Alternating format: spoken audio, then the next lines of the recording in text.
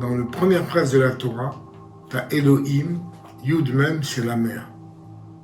Shamayim, Bereshit bara Elohim, donc c'est la mer. Au commencement, Dieu crée la mer. Elohim, c'est la mer. C'est Dieu et la mer. Elohim. Yam, quoi. Et ta Shamayim, il va envoyer l'eau sur la terre. Shamayim. Il y a d'abord le mot mer qui apparaît, après il y a le mot Mayim. C'est-à-dire que de cette mer qu'il a créée, qui découle de lui, il va sortir des gouttes. Pourquoi on est enfermé dans l'eau? Parce qu'on ne pouvait pas passer de Dieu à la création. Il fallait qu'on passe 9 mois dans l'eau. Parce qu'on va dire que la séparation était très difficile, donc il ne fallait pas qu'on...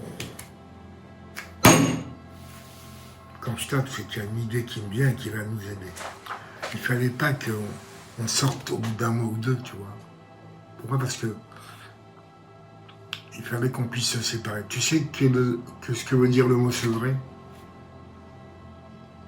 Sevrer, c'est se séparer.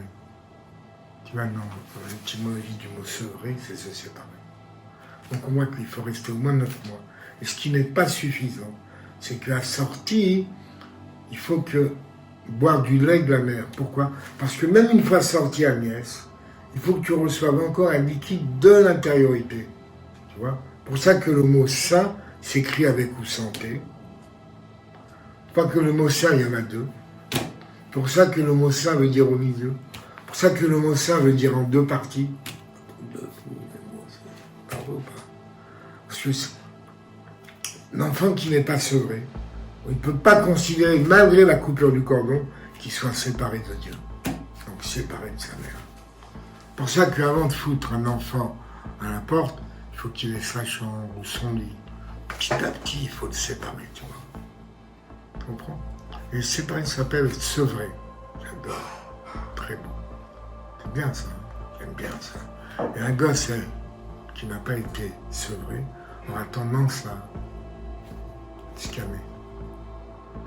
Parce que tant qu'il n'est pas sevré, il n'est pas séparé, il aura besoin de compenser. C'était dur pour des femmes, c'est dur de ne pas pouvoir allaiter.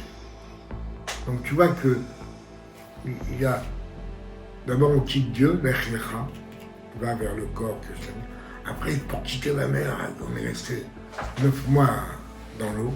C'est pas évident. Et malgré tout, c'est bien d'avoir encore un rapport entre l'intérieur et l'extérieur. C'est pour ça qu'on dit sain avec ou santé. C'est-à-dire que même si on est sorti physiquement, il faut recevoir encore un peu de ce liquide qu'on avait dans le ventre de la maman.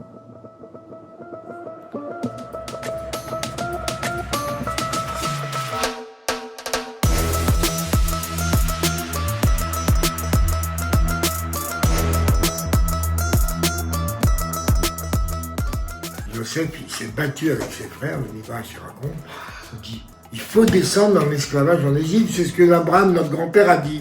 Non, nous, on est assez saints, on va se battre pour pas descendre. Je vous dis, il faut descendre. Et c'était toute la discussion avec ses frères. On se dit, bon, calme-toi. Voilà.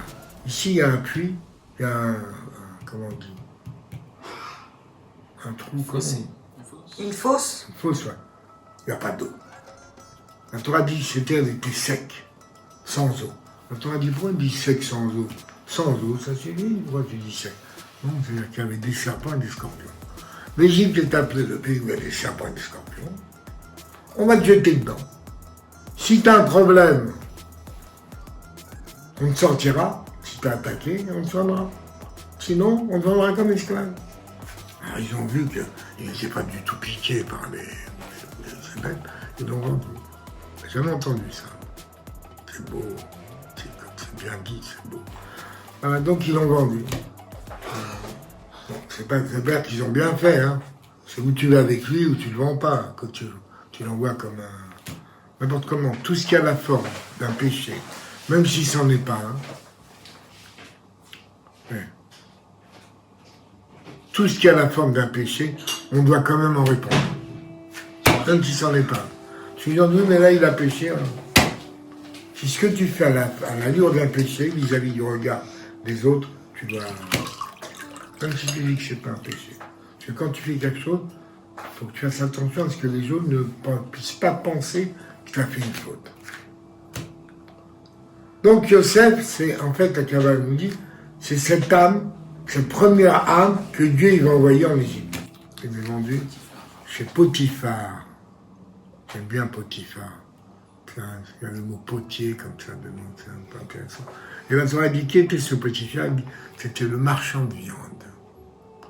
On voit que cette âme, elle arrive chez le marchand de viande, c'est-à-dire dans un corps. Et donc il va être vendu aux Égyptiens. Alors comment t'écris Égypte, ça prend une main. Comment t'écris Égypte? Comment on dit Égypte en hébreu? Mitzrayim. La Torah dit c'est le pays de l'étroitesse. Est-ce qu'il y a un endroit plus que le corps où l'âme se sent à l'étroit? C'est le corps, t'as vrai ou pas? C'est horrible le corps, tu vois ce que je veux dire?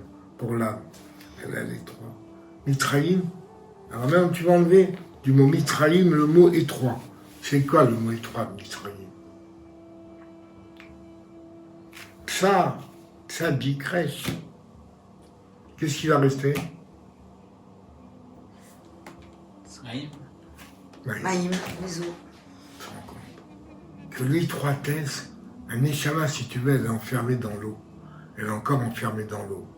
Pour ça que c'est pénible, parce que l'adolescence, tout ça, c'est dur, parce qu'on a des projets, on a plein de choses, on n'arrive pas à bien se définir, tu comprends ce que je veux dire? Terrible. L'eau, on a encore. Et on va réussir un jour à sortir de l'eau. En vérité, c'est le moment où l'enfant est sevré, où il a 12-13 ans, où il commence à prendre possession de ses sens. Tu vois ce que je veux dire? On peut appeler ça le sevrage, la bar mitzvah. D'ailleurs, il devient bar, c'est-à-dire un homme, tu vois ce que je veux dire? Maître.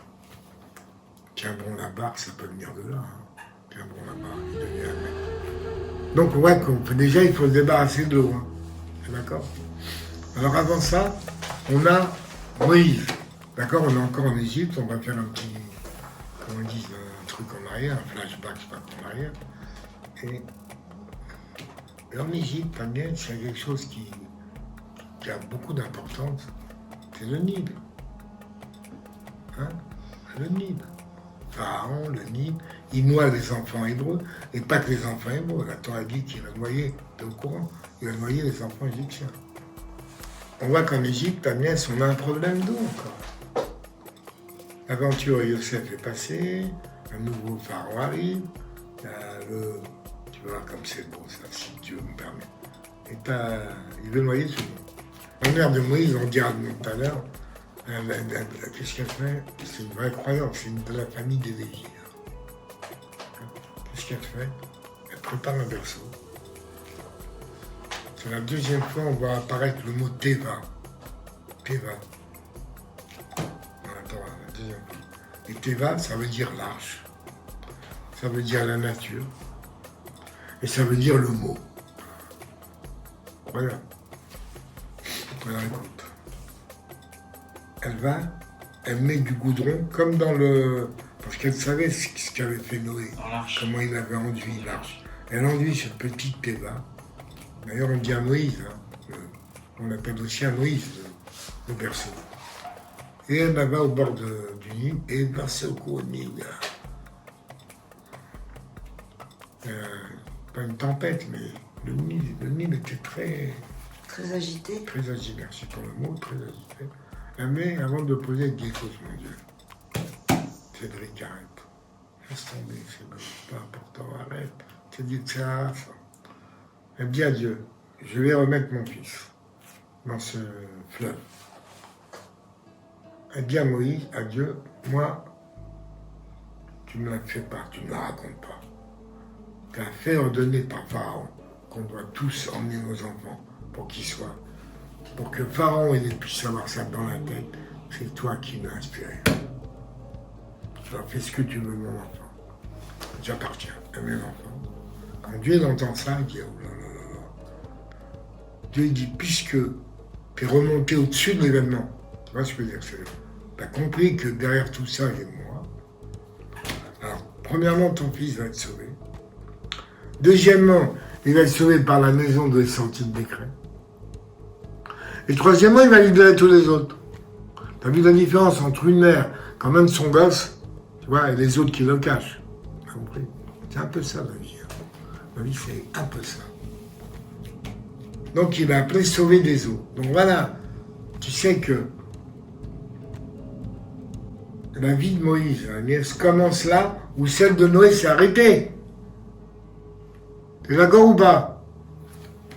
La deuxième fois par Moteva, c'est pour Moshe. Et la Torah dit que Bnei Noach, ça veut dire quoi Bnei Noach? Bnei, le Bnei Israël.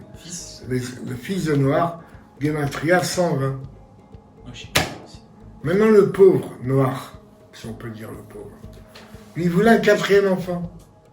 Pourquoi? Parce qu'il avait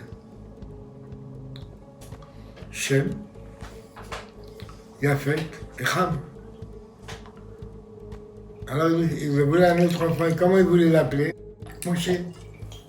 Pourquoi vous l'appelez Moshe? Parce que tu rajoutes Moshe à Shin, Yud et Ham, tu écris Mashiach. Donc il voulait réparer le monde, tu comprends. Mais Dieu a dit, celui qui ne m'a pas défendu une seule personne, il ne peut pas réparer le monde. T'as compris? Donc il va falloir attendre Moshe, 120 ans, qu'il arrive Moshe, tout ça. Belle histoire. Donc Moshe va être sauvé des eaux, et il va sauver tout le monde des eaux, et c'est lui qui va mener le peuple pour traverser la mer à pied sec. Voilà. Alors, Tzimtzum. On était à Tzimtzum. On est encore à Tzimtzum ou quoi?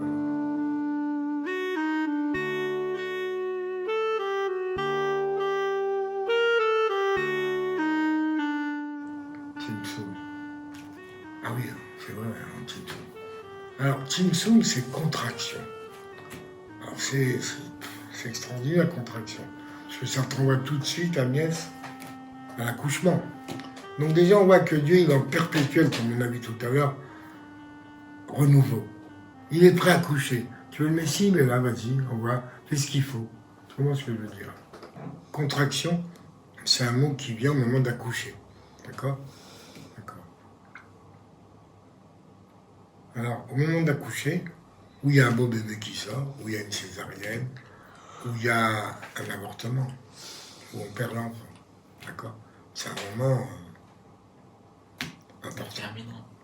Déterminant. Et oui, déterminant. En tous les cas, Dieu, à quel moment il est toujours en situation de donner la vie, quoi. C'est ça, la vérité. Il est en contraction perpétuelle. Alors, j'ai vu une chose que je voudrais placer là, Agnès, c'est que avorter, ça vient d'un mot hébreu qui veut dire vors, l'alliance. D'accord? Divorcer, ça vient d'un mot hébreu qui veut dire vors, l'alliance. Divorcer, c'est défaire le vort. Avorter, c'est tuer l'enfant. Détruire le fruit de l'alliance. Mais j'ai découvert un mot il n'y a pas longtemps et je voudrais partager. Il y a une autre façon de divorcer et d'avorter. Alors, c'est pas moi qui l'ai trouvé, c'est le mot qui s'est proposé. Le mot, c'est se divertir. Dans le mot divertir, tu trouves le mot deux alliances. Oui, c'est vrai, le boulot, tout ça, mais il faut aussi. Ce que dit, c'est deux, en araméen. Deux divorces, si tu veux, ou une autre possibilité.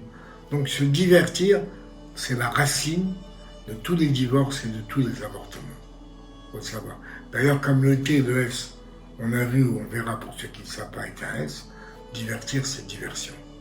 Et si tu vois la signification du mot diversion, Manœuvre ou procédé visant à attirer l'adversaire vers une zone ou un point différent de celui sur lequel on compte attaquer. un piège.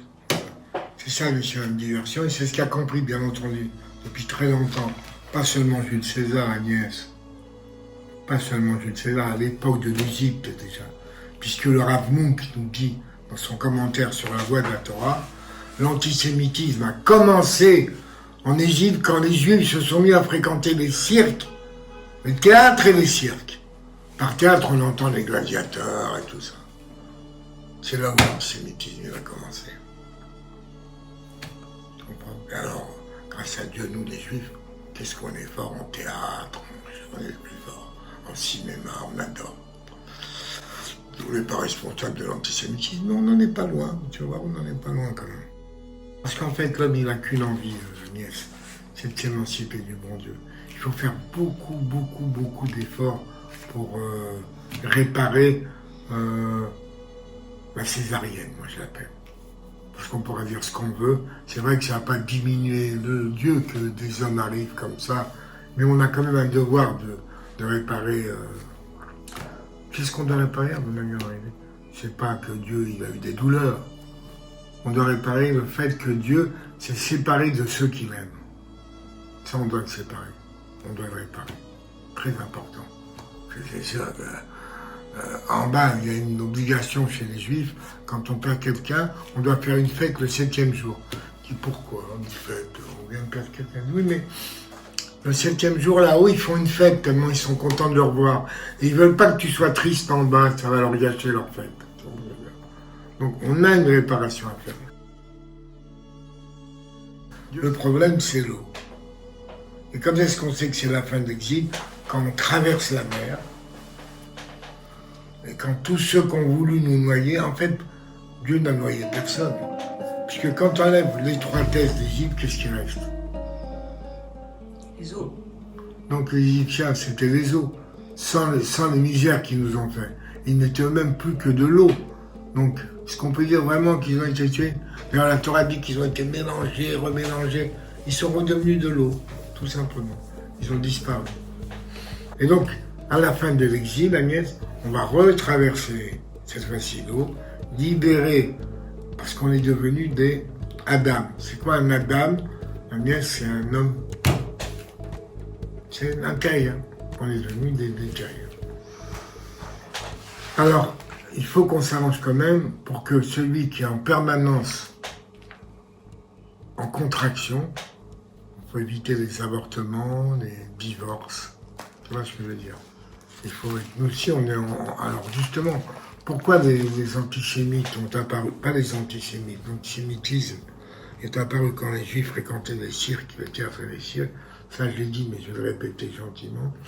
Parce qu'on était passé de actifs, c'est-à-dire d'acteurs, de nos vies, d'acteurs de nos entreprises, d'acteurs de l'histoire du monde, à des spectateurs. Et quand j'ai vu le mot spectateur, j'ai sauté sur le mot spectre d'acteur. Après, j'ai été voir spectre d'acteur, j'ai dit fantôme. Et après fantôme, j'ai été voir l'origine fantasme. Et on est devenu en fait des idolâtres. Donc c'est rien d'autre qu'un idolâtre.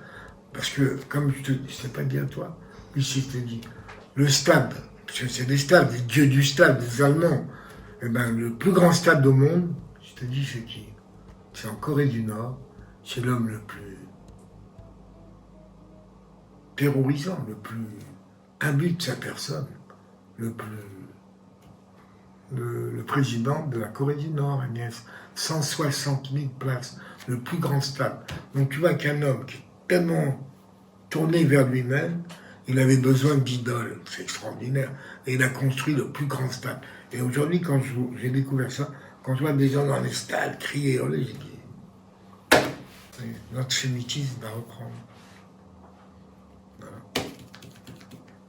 Donc les Juifs, nous, on a une responsabilité, c'est d'être des gens actifs, tu vois ce que je veux dire, de participer tu vois, à l'histoire du monde. Alors si on veut ça jouer, alors il y en a qui sont pires, c'est des metteurs en scène. De temps en temps, il y a une petite affaire de viol sur le canapé, et patati, et patata, et je t'en fous, et voilà.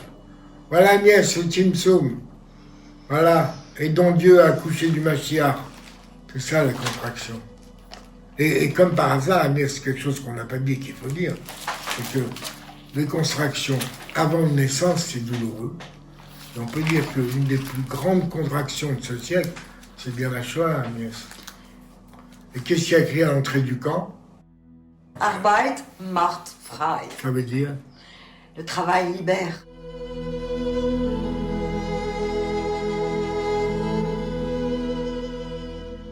Voilà, pas de spectateur.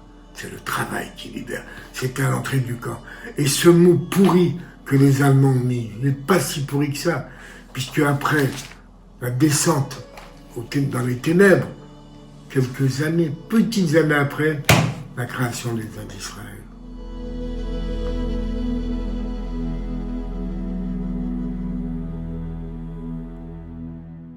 Parce que, en fait, on a tellement travaillé, on a travaillé de la façon de servitude la plus grande, c'est qu'on est sorti de l'entendement. On est sorti de l'entendement. Tu te levais le matin, tu ne pouvais pas te dire je vais me planquer, je vais pas me planquer. Bon, il n'y avait plus de chorma. Il n'y avait que de la émouna, de la confiance et te dire bon. Tu vois ce que je veux dire? La tête, on lui a demandé de se taire. Et pendant ces 5 ans de mutisme, tu vois, de plus penser que tu es plus malin que les autres. Tu vois, là, on arrive par exemple à un moment, c'est la Shoah. C'est-à-dire que les plus malins pensent qu'ils vont s'en sortir.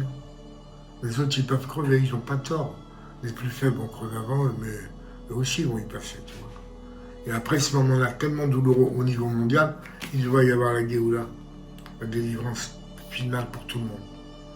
Parce que, voilà, tant que la terre tiendra avec des raisons, pensera qu'elle peut sentir mieux que les autres, on ne sera pas sorti de l'auberge. Donc on voit qu'il y a des ténèbres avant la lumière. Mais les ténèbres, c'est quelque chose où on rentre dans l'irraison. Parce que c'est le trop raisonnable qui nous a emmenés aux ténèbres. Tu comprends? Et d'ailleurs, qu'est-ce qu'on nous demande pour voir le jour se lever, la nièce? Qu'est-ce qu'on nous demande? On nous demande d'aller nous coucher. On ne demande pas de raisonner, ni de faire des calculs. On va dormir. Laisse faire la nuit. T'as compris? Laisse faire la nuit.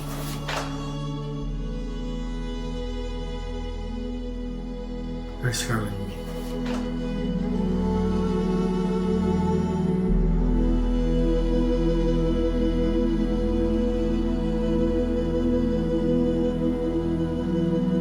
Laisse faire la nuit.